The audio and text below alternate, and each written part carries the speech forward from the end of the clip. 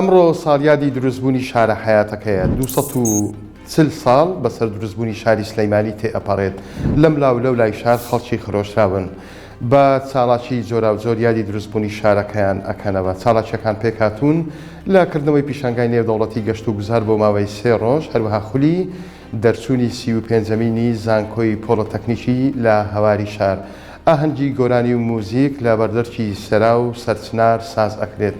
هەروەها زۆربەی قوتابخانە و باخچەی ساوایان چاڵاکی جۆرا و جۆر بەجلی کوردی ئەنجام ئەدەن. سەرجەم چاڵاکیەکانی تایبەت بە ڕۆژی دروستبوونی شاری سلێمانی لە کاتژمێر 9 سەر لە بەیانی ئەمڕۆ دەستی پێکردووە و تاکو 8 شەو بەردەوام دەبێت.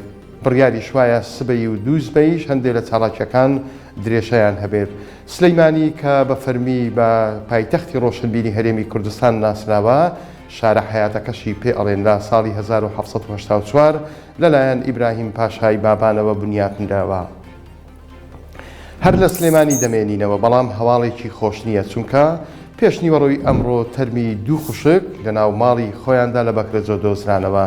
لەگەڵ بیستنی هەواڵەکە پەیامنێری 1964 بە دوواداچوونی بۆ کرد. ئەو زانیاریانەی لەسەر ڕووداوەکە دەستی کەوتبوون بریتی بوون لەوەی کە ئەو دوو خوشکە بە گولە کوژراون و هێزە ئەمنیەکانیش سەرقاڵی لێکۆڵینەوەن.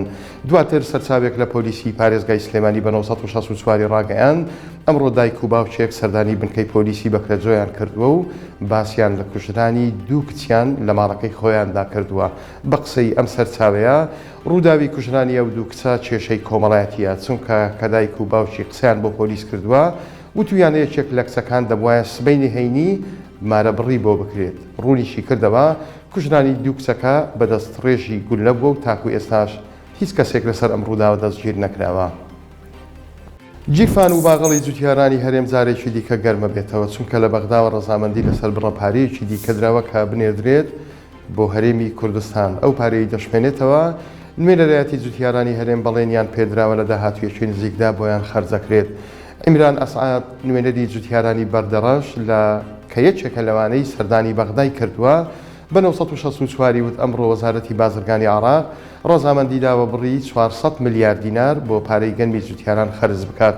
لەو بڕا پارەیە 158 ملیار دیناری هیچ جوتیارانی هەرێمی کوردستانە و ئەوەی دیکەشی بۆ پارەی گەنمی جوتیارانی کەرکووک و مووسڵە. ئاماژەی بەوەش کرد هێشتا بڕی 105 ملیار دیناری دیکە لای بەغدا دەمێنێت و جوتیارانی هەرێمی کوردستانیش نوێنەرایەتیەکەیان لە بەغدا بەڵێنیان پێدراوە کە لە داهاتوویەکی نزیکدا ئەو بڕا پارە ماوەشیان بۆ بنێردرێت.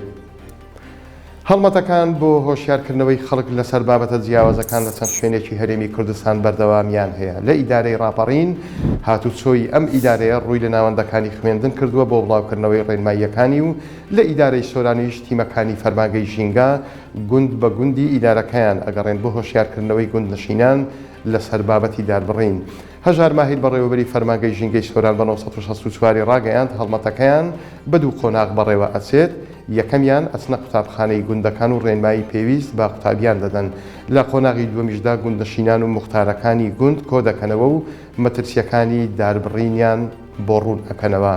لەلایەکی دیکەش سەرباز محەممەد مستەفا لە بەشی ڕاگەیاندن و هۆشیاری هاتوچۆی ڕاپەڕین بە 1964 ڕاگەیاند هەڵمەتەکەیان تەواوی سنووری ئیدارەی ڕاپەڕینی گرتوتەوە. لە ماوەی ساڵێکدا نزیکەی 300 قوتابخانە و باخچەی ساوایان و زانکۆ و پەیمانگای حکومی و ناحکومیەکانیان بەسەرکردێتەوە. وتیشی تەواوی شۆفێری پاسەکانیشمان بینیوە و ڕێنمایی پێویستمان پێداون بۆ سەلامەتی ئەو قوتابی و خوێندکارانەی کە ڕۆژانە هاتوچۆیان پێ ئەەکەن.